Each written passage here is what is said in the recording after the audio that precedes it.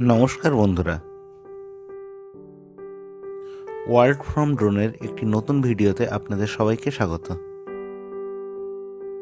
এই চ্যানেলের মাধ্যমে আমরা আপনাদের সামনে তুলে ধরছি জানা অজানা লোকেশনের ভিডিওগ্রাফি ও সেই সঙ্গে এরিয়াল ফটোগ্রাফি। সঙ্গে দেওয়ার চেষ্টা করছি সেখানকার ইনফরমেশন, কিভাবে সেখানে যাবেন, কোথায় থাকবেন, কিভাবে ঘুরবেন, সব কিছুই। আমরা আরও যে ইনফরমেশনগুলো দেওয়ার চেষ্টা করছি, কখন সেখানে গেলে ভালো হয়, কখন গেলে কি দেখা যেতে পারে, কোথায় থাকলে ভালো হয় এবং টিকিট বুকিং কিভাবে প্ল্যানিং করবেন, সব কিছুই থাকছে আমাদের এই চ্যানেলের ভিডিওগুলিতে। এই রকম আরও ইনফরমেটিভ ঘুরতে যাওয়ার যে লোকেশন, তার খোঁজ খবর জানতে হলে অবশ্যই চোখ রাখতে হবে আমাদের চ্যানেলের ভিডিওতে। বিভিন্ন জানা অজানা লোকেশনের ইনফরমেটিভ বিভিন্ন তথ্য দিয়ে সাজানো থাকছে আমার এই চ্যানেলের ভিডিওগুলি। সেই সাথে আপনারা এই ভিডিওর মধ্যেই পেয়ে যাচ্ছেন সেই সমস্ত জায়গাগুলির অসাধারণ এরিয়াল ভিউ। উপর থেকে পাখির চোখে লোকেশনগুলির এরিয়াল ভিউ পেতে আমাদের চ্যানেলকে ফলো করতে হবে। চ্যানেলের ভিডিওগুলি ভালো লেগে থাকলে লাইক, কমেন্ট, শেয়ার অবশ্যই করবেন। কোনো নতুন বন্ধু যদি চ্যানেলের ভিডিওগুলি দেখে থাকেন, ভিডিওগুলি ভালো লেগে থাকলে অবশ্যই চ্যানেলটি সাবস্ক্রাইব করবেন। চ্যানেলটি ভালো লেগে থাকলে বন্ধুদের কাছে চ্যানেলটি রেকমেন্ড করবেন চ্যানেলটি সাবস্ক্রাইব করার জন্য। সুন্দর সুন্দর জায়গার সুন্দর সুন্দর লোকেশনের ইনফরমেটিভ ভিডিও দিয়ে সাজানো থাকছে ওয়ার্ল্ড ফ্রম ড্রোন এই চ্যানেলের ভিডিওগুলি। ওয়ার্ল্ড ফ্রম ড্রোনের এই নতুন ভিডিওটি দেখতে থাকুন, আশা করি ভালো লাগবে। ড্রোনের মাধ্যমে রেকর্ড করা কিছু অসাধারণ এরিয়াল ফুটেজ থাকছে ভিডিওর মধ্যে। তো চলুন বেশি দেরি না করে ভিডিওটি শুরু করা যাক। ওয়ার্ল্ড ফ্রম ড্রোনের একটি নতুন ভিডিওতে আপনাদের সবাইকে স্বাগত। এখন সময় ভোর 4:30 আর এই সকাল সকালই আমরা বেরিয়ে পড়েছি। শীতকালের সকাল, দেখতেই পাচ্ছেন চারিদিক কুয়াশায় ঘেরা, রাস্তায় কোনো লোকজন নেই। তো এই সময়ের মধ্যে দিয়ে আমরা চলছি স্টেশনের দিকে। জানি না ট্রেনটা ধরতে পারবো কিনা। একটা অটো বা রিক্সা যদি কিছু না পাওয়া যায় তাহলে ট্রেন ধরাটা একটু মুশকিল হয়ে যাবে। খুব ভাগ্য বলতে হবে, কারণ সৌভাগ্যক্রমে রিক্সাটা পেয়ে গেলাম, অটো রিক্সা। তো আমরা এখন যাচ্ছি স্টেশনের দিকে। এইমাত্র স্টেশন পৌঁছে গেলাম। ইউটিএস থেকে টিকিটটা কেটে রেখেছি, তাই প্ল্যাটফর্মের যে কাউন্টার সেখান থেকে টিকিটটা কাটতে হবে না। ট্রেন একটু পরেই ঢুকবে। হাবড়া শিয়ালদা লোকাল। এখন সময় সকাল 6:10 আর আমরা চলেছি বাস ধরতে। বাসে করে যাব হাওড়ার দিকে। হাওড়া থেকে আবার ট্রেন ধরে সাঁতরাগাছি যেতে হবে। ভোরবেলা হাওড়া স্টেশনটা খুব সুন্দর লাগছিল। আমাদের এই নতুন ছোট্ট যে ট্রিপ, সে সম্পর্কে আপনারা একটু পরেই জানতে পারবেন। ঠান্ডাটা বেশ ভোরবেলা জাঁকিয়ে পড়েছে, কিন্তু অবশ্য দুপুরবেলা একটু পরেই গরম পড়ে যাবে, কিন্তু এখন ঠান্ডাটা ভালোই লাগছে। আর সেই ভোরবেলা ঘুম থেকে উঠতে তো বেশ ভালোই কষ্ট হয়েছে। স্টেশনে ঢুকে দেখলাম যে নতুন যে গেরুয়া বন্দে ভারত দাঁড়িয়ে আছে, তো তার সামনে কয়েকটা ছবি তুললাম ট্রেনটার। আর এই দাঁড়িয়ে আছে আমাদের ট্রেন, হাওড়া আমতা লোকাল। ট্রেনটা সবসময় লেট করে, তো এই দিনও লেট করেছে। ট্রেনটা ছেড়ে যাওয়ার কথা ছিল অনেকটাই আগে, কিন্তু আমরা পেয়ে গেলাম, যেহেতু অনেকটা লেট ছিল ট্রেনটা। এই ট্রেনে করে আমরা খুব বেশি দূর না, সাঁতরাগাছি পর্যন্তই যাব। ট্রেন একদম খালি, পাশ দিয়ে সেই যে গেরুয়া বন্দে ভারত বেরিয়ে যাচ্ছে। আর আমরা যে লোকাল ট্রেনে যাচ্ছি, হাওড়া আমতা লোকাল, তার অন্য সাইড দিয়ে যাচ্ছে হাওড়া দীঘা তাম্রলিপ্ত এক্সপ্রেস। এই ট্রেনটাতে অনেকবারই দীঘায় গিয়েছি, খুব সুন্দর টাইমে দীঘায় ঢুকিয়ে দেয়। তো সবাইকে জানিয়ে দিই, আজকে আমাদের যে ছোট্ট যে ট্রিপটা হচ্ছে মন্দিরনগরী বিষ্ণুপুর। বিষ্ণুপুর যাওয়ার জন্য আমরা যে ট্রেনটাতে টিকিট রিজার্ভেশন করেছি সেটা হলো আরণ্যক এক্সপ্রেস। সাঁতরাগাছি থেকে ট্রেনটার সময় ঠিক সকাল 8টার সময় ছেড়ে যাবে। তার আগেই আমরা সাঁতরাগাছিতে পৌঁছে যাবো আশা করি। 7:40 ট্রেনটা আমাদের সাঁতরাগাছি ঢোকার কথা। সাঁতরাগাছি আমরা পৌঁছে গেছি নির্ধারিত সময়ের আগেই, আর একটু পরেই আমাদের ট্রেন ঢুকবে আরণ্যক এক্সপ্রেস। ট্রেনটাতে খুব ভালো সিটই পেয়ে গেছি, দুটো সিটই উইন্ডো সিট। এই কারণে দুজন তো পাশাপাশি আর বসতে পারিনি, পরপর বসে পড়েছিলাম। তার কিছু বেশি সময় নিয়ে 11:30টার দিকে ট্রেনটা আমাদের নামিয়ে দেয় বিষ্ণুপুর জাংশন। বিষ্ণুপুর স্টেশন থেকে বেরিয়ে আমরা একটা টোটো রিজার্ভ করতে গিয়েছিলাম, কিন্তু এখানে টোটো তো সেভাবে পেলাম না, তাই একটা অটোই রিজার্ভ করলাম। অটো রিজার্ভ করে আমরা প্রথমেই চলে গেলাম গড়দরজা যে স্পট সেখানে। আমরা গড়দরজা এই স্পট থেকেই আমাদের ট্যুর কিন্তু শুরু করেছিলাম। গড়দরজা থেকে শুরু করে আমরা পরপর মন্দিরগুলি দেখতে দেখতে স্টেশনের দিকে এগিয়ে এসেছিলাম। তো প্রথমেই যে স্পট আমাদের গড়দরজারও আগে যেটা চোখে পড়লো সেটা হলো পাথরের রথ। এটা পুরোটা একটা পাথরের তৈরি একটি রথ। আর্কিওলজিক্যাল সার্ভে অফ ইন্ডিয়া জায়গাটা ঘিরে রেখেছে, তো তার মধ্যে গিয়ে আমরা এই ছবিগুলো তুলেছিলাম।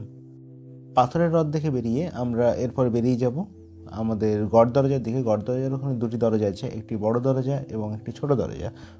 প্রথমেই যে পড়বে সেটা হলো ছোট দরজা, তার পাশেই পড়বে বড় দরজা। আর এই যে পাথরের রথ আর গড়দরজা এর ধারে কাছে যে একটা লোকাল প্রাইমারি স্কুল আছে সেটা হলো বাদামতলা প্রাইমারি স্কুল। আমরা স্কুলের ঠিকানা দিয়ে এখানে এসেছিলাম এবং এখান থেকে স্পটগুলো দেখা আমরা শুরু করি। এই পর্যন্ত আমাদের কোনো টিকিট লাগেনি, তারপর থেকেই আমাদের যাবতীয় টিকিটগুলো কিন্তু লেগেছিল। তো প্রথমেই দেখতে পাচ্ছেন যে গড়দরজার যে ছোট দরজাটা সেটা সামনে দেখা যাচ্ছে, আর এইটা হলো গড়দরজার যে বড় দরজা। দেখুন কি সুন্দর পাথরের কাজ, পুরোটা কিন্তু পাথরের তৈরি। এখানে কিন্তু কোনো পোড়ামাটির কাজ না, এটা পুরোপুরি পাথরের তৈরি। সুবিশাল গেট একটা রাস্তার মাঝখানে আছে, আর সামনে একজন গার্ডও আছেন। আর গড়দরজার পাশেই হলো যে প্রথম মন্দির রাজদরবার মন্দিরটি রাজদরবার পার্কের ঠিক পাশেই অবস্থিত। দেখুন পাতলা পাতলা ইটের কাজ, যেটা বহু আগেরকার আমলের যে বাড়ি বা মন্দিরগুলি দেখা যেত। মন্দিরের গায়ে কিন্তু টেরাকোটার কাজ দেখা যাচ্ছে, কালের প্রভাবে অনেকটাই নষ্ট হয়ে আছে। বিষ্ণুপুর শহরটাকে আমি ড্রোনের মাধ্যমে উপর থেকে দেখানোর চেষ্টা করেছি। এখানে পাখির চোখে শহরটাকে কেমন দেখতে লাগে সেটাই ড্রোনের মাধ্যমে দেখা যাচ্ছে। দূরে দেখুন দেখা যাচ্ছে লালাজি মন্দির, তার পাশেই ঠিক দেখা যাচ্ছে জোড়া বাংলা মন্দির। আর্কিওলজিক্যাল সার্ভে অফ ইন্ডিয়ার আন্ডারে প্রত্যেকটি মন্দির। একটি টিকিট 25 টাকা দিয়ে কাটলেই আপনি প্রত্যেকটি মন্দিরে কিন্তু প্রবেশ করতে পারবেন। তো এবার আমরা যাচ্ছি লালাজি মন্দিরের দিকে। সুবিশাল গেট, আটচালা যে গেটগুলি প্রত্যেকটি মন্দিরের সামনেই দেখা যায়। ভেতরে ঢুকেই বিষ্ণুপুরের যে বিশেষ ধাঁচের যে মন্দিরটা, বিষ্ণুপুরের সবকটা মন্দিরের কিন্তু ধাঁচ প্রায় এই একই রকম। ড্রোন ওড়াতে গিয়ে কিন্তু একটি দুর্ঘটনা ঘটে গেল। ড্রোনটিকে আমি মাটিতে না নামিয়ে আমার হাতে নামাতে চেয়েছিলাম, তো তার ঘুরন্ত যে প্রপেলার তার আঘাতে হাতটা বেশ ভালোই কেটে গেল। শীতকাল, জানি ব্যথা বেশ ভালোই হবে, কি করা যাবে, এইরকম অ্যাক্সিডেন্ট তো হতেই থাকবে। ড্রোনটাকে বাঁচাতে পেরেছি, এটাই অনেক। বিষ্ণুপুর শহরটিকে ওপর থেকে দেখতে কিন্তু বেশ রুক্ষ এবং শুষ্কই মনে হয়। মন্দিরগুলি ওপর থেকে আমি দেখানোর চেষ্টা করেছি ড্রোনের মাধ্যমে।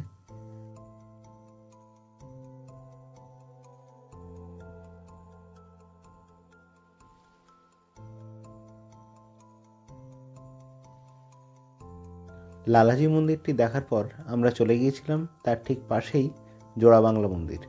হেঁটে মাত্র মিনিট 5 কি তার থেকেও কম লাগে। জোড়া বাংলা মন্দিরের একটি রেপ্লিকা আপনারা দেখতে পাবেন আমাদের কলকাতার যে ইকো পার্ক আছে, ইকো পার্কের মধ্যে। সেখানে এই জোড়া বাংলা মন্দিরের একটি ফাইবারের রেপ্লিকা কিন্তু আছে, যার সামনে অনেকেই আমরা ছবি উঠেছি। এইটা সেই জোড়া বাংলা মন্দিরের অরিজিনাল যে মন্দিরটা। দুটো মন্দির একসঙ্গে কিন্তু জয়েন্ট হয়ে আছে বলেই এর এইরকম নাম। মন্দির নগরী বিষ্ণুপুরে ছড়িয়ে ছিটিয়ে আছে অজস্র এরকম মন্দির। প্রত্যেকটি মন্দিরই পোড়ামাটির যে কাজ তার জন্য বিখ্যাত। মন্দিরগুলির গায়ের টেরাকোটা বা পোড়ামাটির কাজ কালের প্রভাবে অনেকটাই নষ্ট হয়ে গেছে, তবুও এখনও যেটুকু আছে সেটাও দেখলে অবাক হয়ে যেতে হয়। খুব সূক্ষ্ম পোড়ামাটির টেরাকোটার কাজ কীভাবে সেই সময়কার শিল্পীরা করেছিলেন এটা ভাবলে অবাক হয়ে যেতে হয়।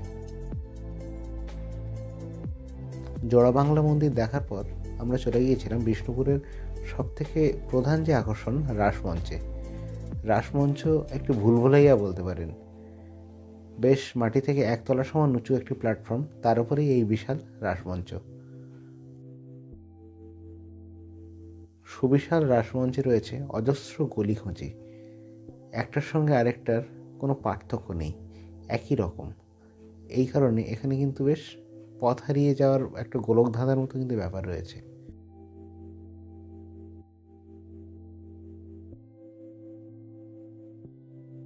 প্ল্যাটফর্মটা মাটি থেকে কিন্তু 1 তলার সমান উঁচু, আর কোনো রেলিং কিন্তু নেই।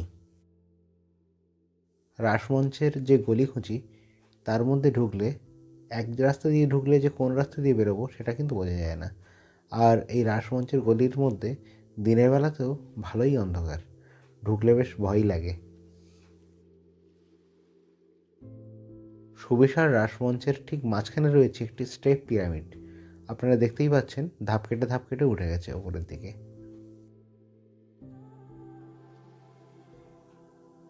সেই পুরোনো আমলের শিল্পীরা তাদের সুনিপুণ যে শিল্পকর্ম, তার মাধ্যমে এই মন্দিরটি তৈরি করেছিলেন। পাতলা পাতলা ইট দিয়ে তৈরি, অজস্র গলি সুড়ঙ্গ, আর সবকটা আইডেন্টিক্যাল, একই রকম দেখতে, কোনো পার্থক্য নেই। একটার সঙ্গে আরেকটা যে যে খিলানগুলো সবগুলোই একই রকম। অজস্র খিলানের উপর ভর করে দাঁড়িয়ে রয়েছে এই উপরের ছাদটি। এখানে কোনো রকম কিন্তু সিমেন্টের ঢালাই বা রড এইসবের কিন্তু কাজ নেই, পুরোটাই ইটের খিলান, তার উপরেই পুরো কাঠামোটা দাঁড়িয়ে রয়েছে।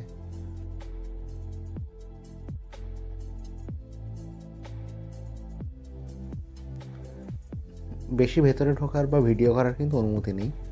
আমরা এটা করেছি বিশেষ অনুমতি তাদের কাছ থেকে নিয়ে, তারপরেই কিন্তু এই ভিডিওটা আমরা করেছি। স্পেশাল পারমিশন ছাড়া এখানে কোনো রকম ভিডিওগ্রাফি করতে দেওয়া হয় না। রাসমঞ্চের ভেতরে যখন গলির মধ্যে আমরা ঢুকলাম, তখন দেখুন ভেতরটা কতটা অন্ধকার। এই দিনের বেলাও এই গোলকধাঁধার মধ্যেটা কোনো আলো ঢোকে না।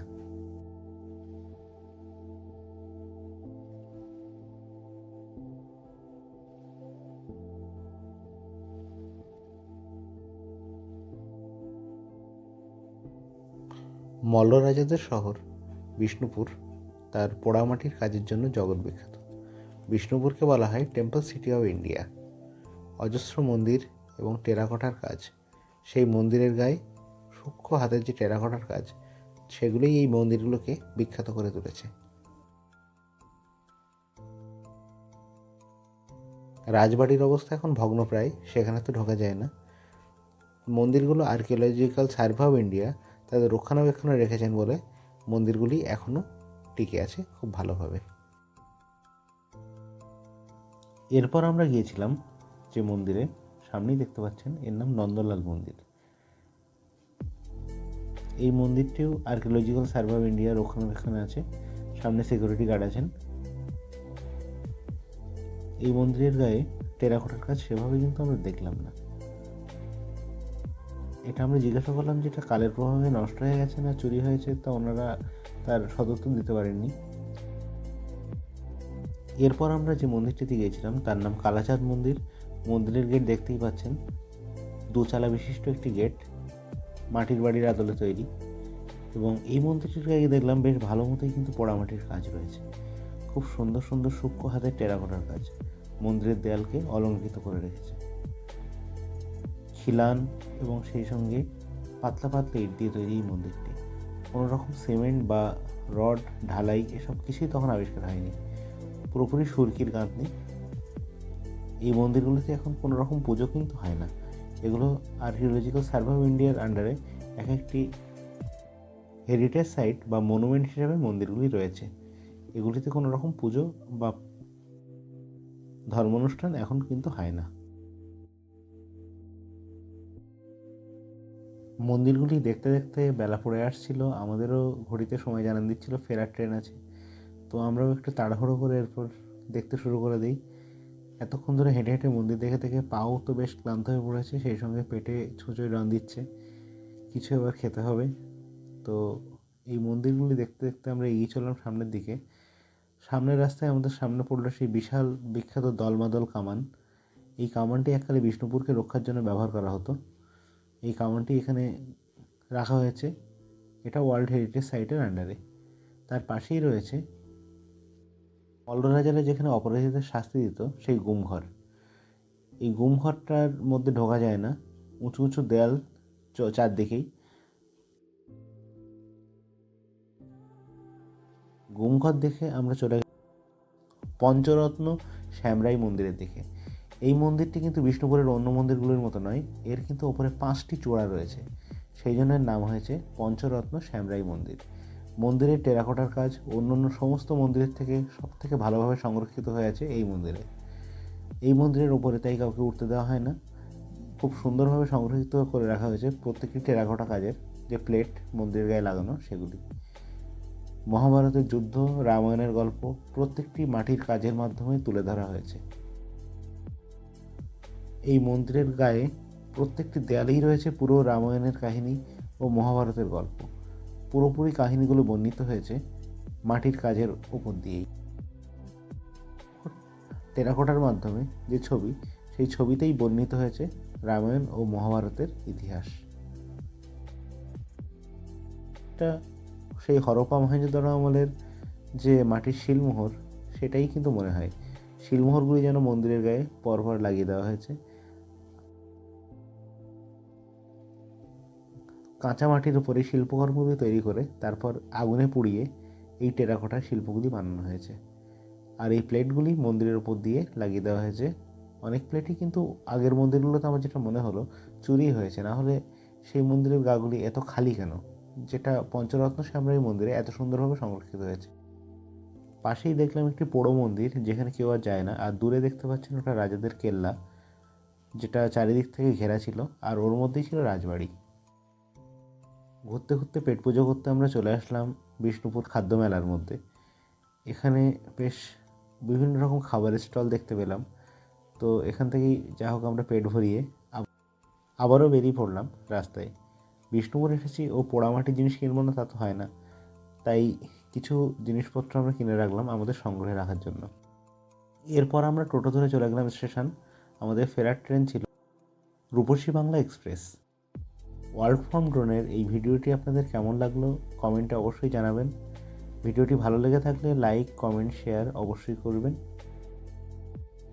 কোনো নতুন বন্ধু ওয়ার্ল্ড ফ্রম ড্রোন চ্যানেলটি দেখে ভালো লেগে থাকলে চ্যানেলটিকে সাবস্ক্রাইব করবেন। এইরকম ইনফরমেটিভ ভিডিও আরও পেতে হলে ওয়ার্ল্ড ফ্রম ড্রোন চ্যানেলটিতে নিয়মিত চোখ রাখবেন। হাওড়া স্টেশন আমরা পৌঁছে গিয়েছি, এখন বাজে রাত 10টা।